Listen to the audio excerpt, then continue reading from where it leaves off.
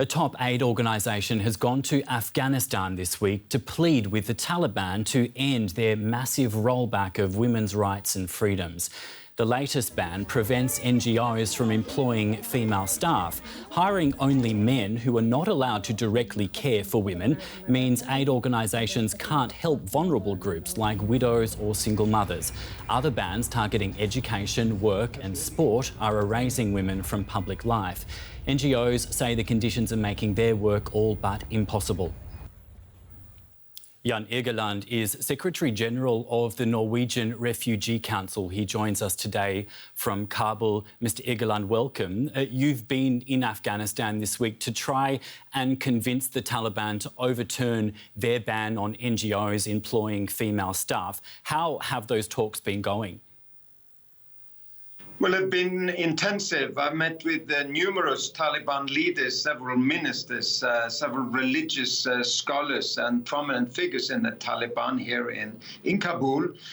And surprisingly, they say that they agree with me that there should be it should be possible for us as humanitarian organizations to work with our female colleagues.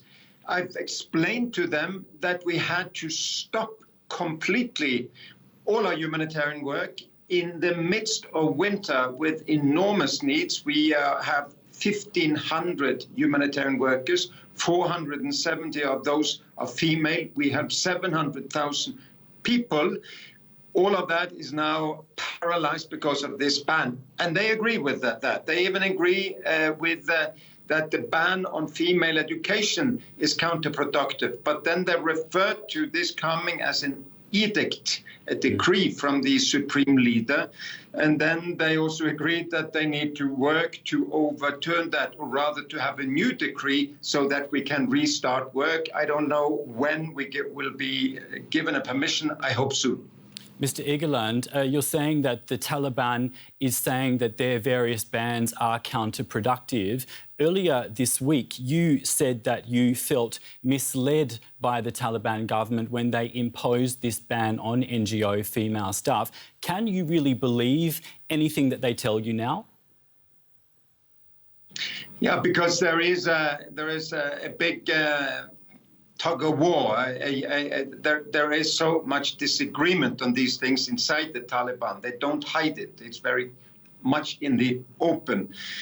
And now the more extreme side of the Taliban has the upper hand.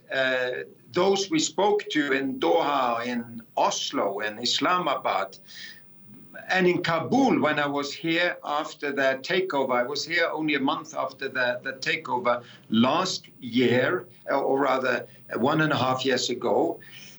All of those were the people who were having a more modern view on the relationship between the sexes, and we need to push now so that ends up with the positive view taking over. That sense will prevail.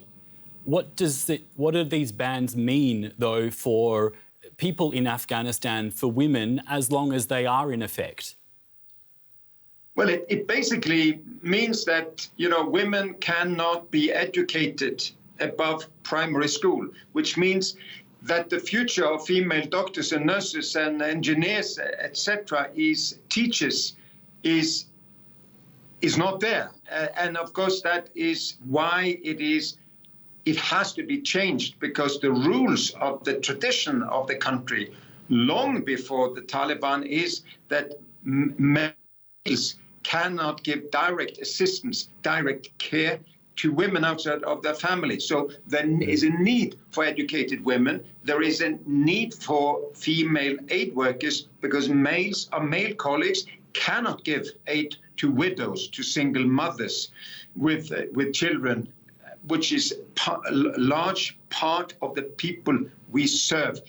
We cannot work with a ban on female workers, and the nation of Afghanistan will disintegrate without education for women.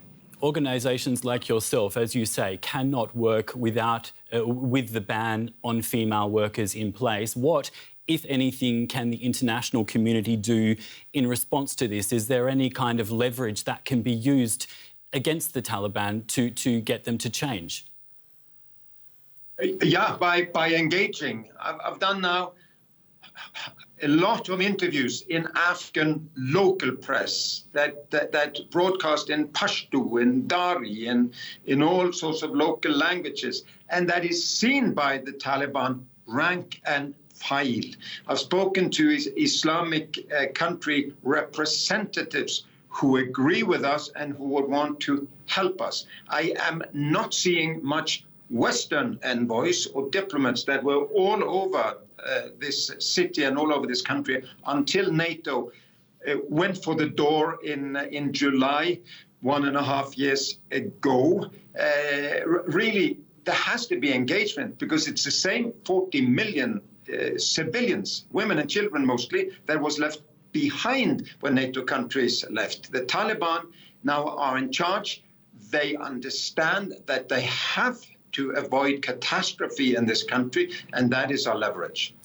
Mr. Egeland, there are points being raised that you hear time and again, that is it right to talk to the Taliban at all, because doing so could legitimise them? What do you have to say to that? Well, it's a very simple answer to that. They are in charge of 40 million people.